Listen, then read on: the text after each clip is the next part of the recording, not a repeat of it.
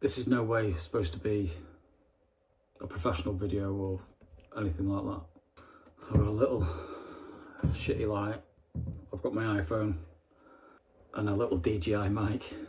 But the reason for the video is a few things really. I've never discussed my recovery to alcoholism or my mental health, etc. over the last 10 years. But I feel that at the moment, like I'm holding my breath with it, because I feel so many people around me could benefit from my journey and my story, that I'm feeling very agitated by it. So I'm hoping that this will be the first of a few videos or a journey that I can help others with. Because even though it's 10 years now for me, 10 and a half years in recovery, you know, the miles behind you, they don't count. It's the drink in front of you that you got to watch. Addiction, alcoholism, it's insidious. It sits and waits. And when you least expect it, it grabs you and it takes a hold of you.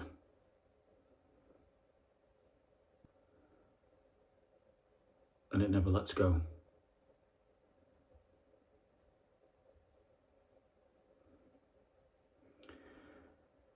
My missus and kids are away at the moment, so I've had a week of sort of self-reflection, and you know, I've been up and down and all over the place.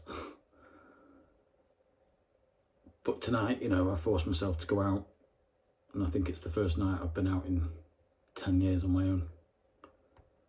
Well, longer than that, 12 years on my own.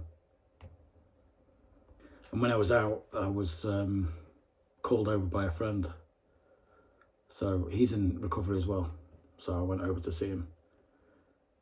Apart from he's not in recovery anymore, because he had a pint in his hand, a pint of lager.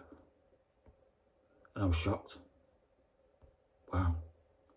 He said, I know. He's really apologetic. Are you drinking? I said, no. Nope, I'm still sober, mate. And he was like, so he was very apologetic, and listen, his sobriety is nothing to do with me. I can only talk to him and help him. His recovery journey is his own, which sounds selfish, but it's the way it's got to be. When I was in the Priory, I was very fortunate that when I actually phoned the police on myself, because it was self-harm was getting into a point where, you know, I didn't want to be here anymore. So at that point, fueled by booze, obviously, you know, 3 o'clock in the morning, I ended up phoning the police on myself. Ended up with there was 6 coppers and 2 paramedics in the house. You know, my 15-year-old son saw what had gone on as well. That's not good. And I ended up in the Priory. I was fortunate enough, you know, that my parents had done well enough in life to be able to put me into the Priory. It was supposed to be for 4 weeks. I ended up being there for 8 weeks, because the first 4 weeks I still refused to admit that I had an alcohol issue. Even though I drank 20 cans a night and hid cans in my boot and cans up the drain pipe, and some of the stories I could tell you. The statistics in there, they told us that out of 12 people in my group, 7 would relapse in the first year. 3 would be dead, and 2 would be still sober. And I thought they were mad. I was like, what? think there was 6 relapsed in the first year, 4 were dead, and 2 were still sober, and I was one of those 2. A gentleman called Kevin died within the first week of getting out.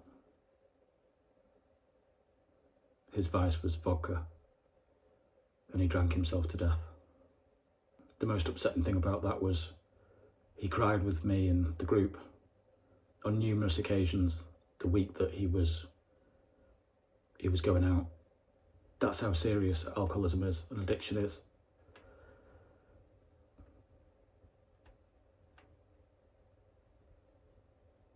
That's how serious I take it, because it's a matter of life and death. And it doesn't differentiate between people, it just can get anybody. And then yesterday I found out that a friend of a friend, she'd committed suicide. She was 33. And she left 3 kids. It's fucked up, isn't it? I think the world at the moment is just a very, very strange place. And I have felt compelled now to start talking about it, because I think I could help some people, the truth be known, and it'll help me. I think 10 years, I'm the strongest in my sobriety that I've ever been, but I'm also now the weakest, I feel, as well, because 24 hours is amazing. Sober, 48 hours is amazing. A week, wow. A month, 3 months, 6 months, 12 months. Now we're getting somewhere. And then 5 years, yeah, it was an achievement. Then 10 years without a drink. Like I say, that drink's only there. I could pick a drink up and drink it. It doesn't matter how many years I've got behind me. I could have 20 years, 30 years. That drink is just there. I could just pick it up and I can drink it. So in my sobriety, I've decided to not take any risks with any, like red wine sauces or anything like that. No. Balsamic vinegar, French dressing, you know, there's loads of stuff. Even in COVID, and I didn't even think, but all the alcohol wipes. I said to Mel, my wife, I said, like, why do I feel so compelled to have a drink all of a sudden? I was putting alcohol into my system without even knowing it. And then when we figured that out, then again, I had to safeguard against that. You know, there's all sorts you've got to watch out for and protect yourself from if you're serious about staying sober. Some people aren't. Some people play at it. It's insidious. It just waits. And then there's things that they tempt you to fail. And then when you least expect it, it bites you in the arse.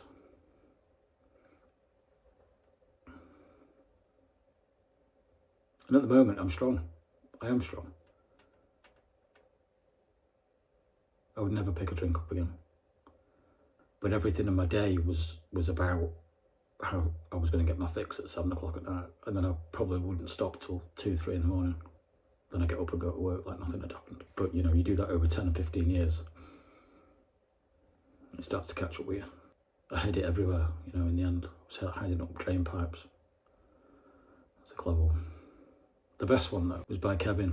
He told us a story in there, and he was stood outside his back door, and what he used to do, you know, like the post grabs, that you'd stick a post into the ground, to like a football post, and you'd take the earth out, and you put the post in and leave a hole. He'd use one of those, pulled out the earth,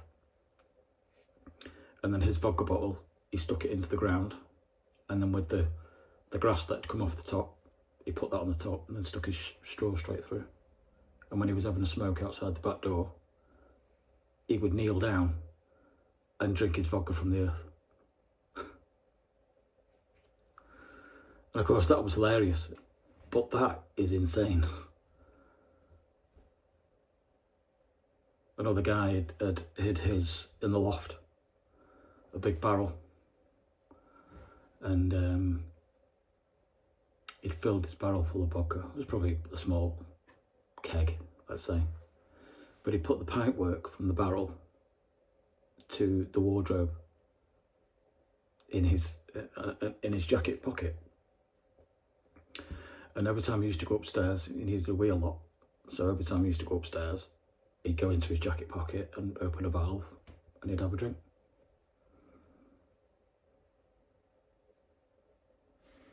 Madness. And you think that the crazy things that alcoholics have done, or addicts, you know, to try and get a fix, the stress that it has on relationships and yourself, constantly like white lying, not big lies, they're just white lies all the time so that you can have a drink or have a sniff or whatever it is. The constant thinking about how are you going to do that, how am I going to do this, how am I going to get my next fix, how am I, you know, I don't have that anymore. And I promised Mel, my wife, that I would never lie. And I've stuck to that promise. I don't lie anymore. I'm totally clean of all of that. And you have to be. In recovery, you have to be like that. You have to be abstinent from, I have to be abstinent from any sort of substances or anything like that.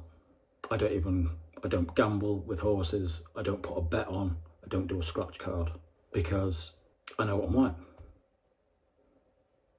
Well, actually, there's a story about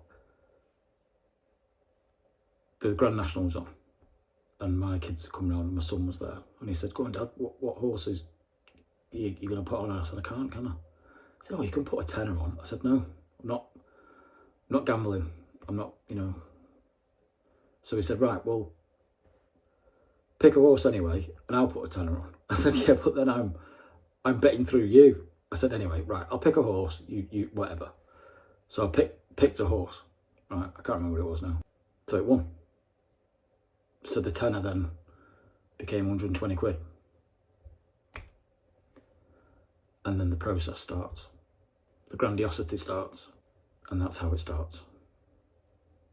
And it could go on for 10 years until it spits you out with nothing. There's only one winner in gambling, it's the dealer. There's only ever one winner in addiction as well. Yeah, so the video tonight,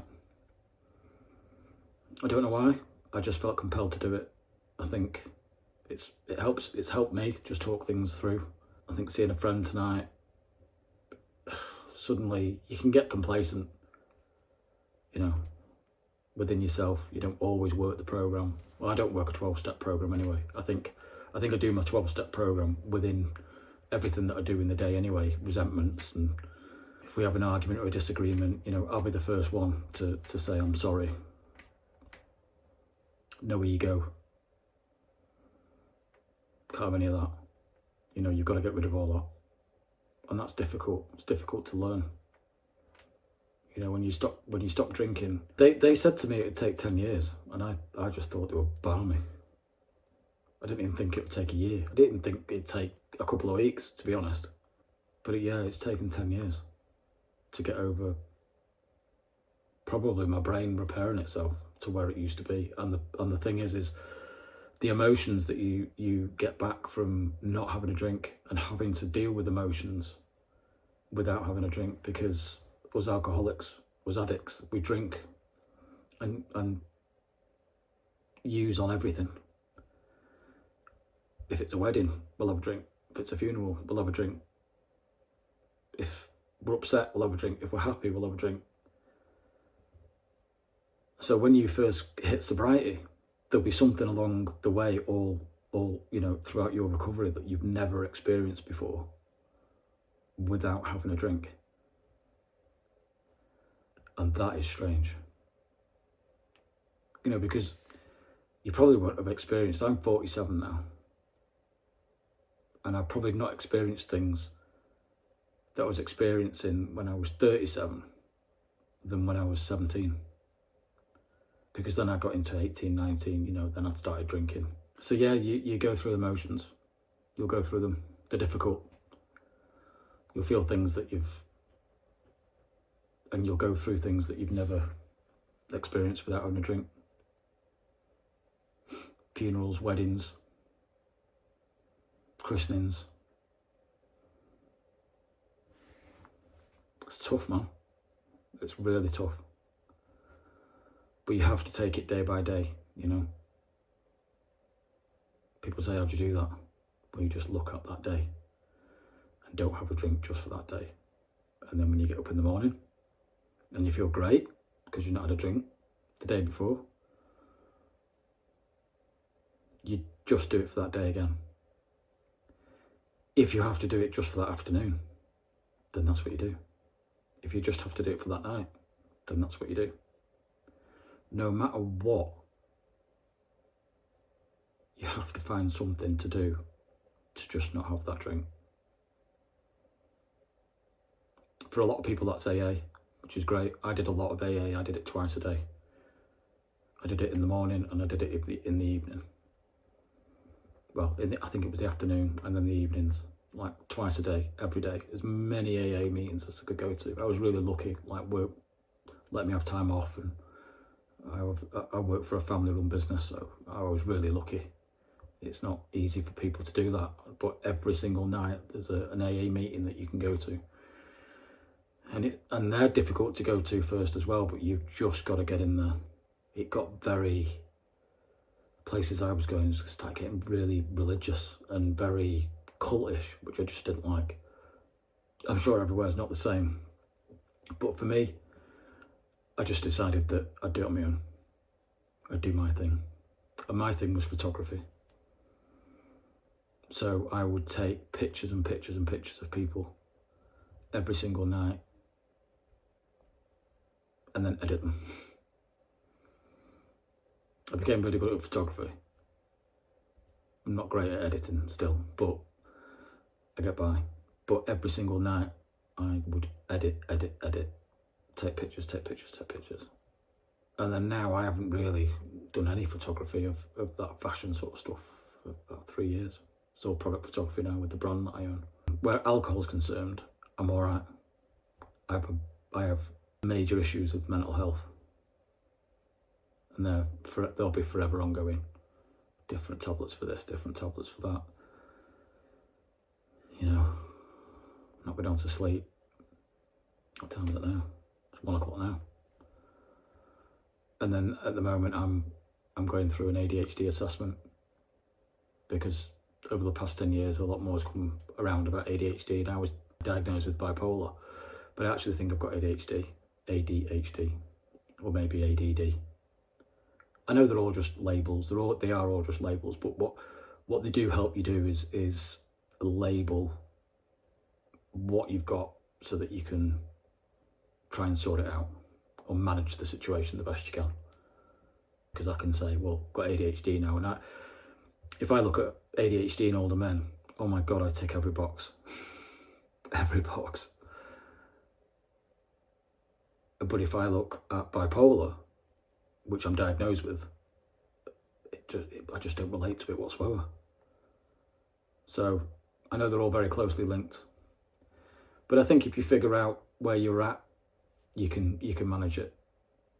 But anyway, it's 25 minutes now, and I only came on to speak for a couple of minutes. It's like I say, I've done this for me, but I hope that it helps you.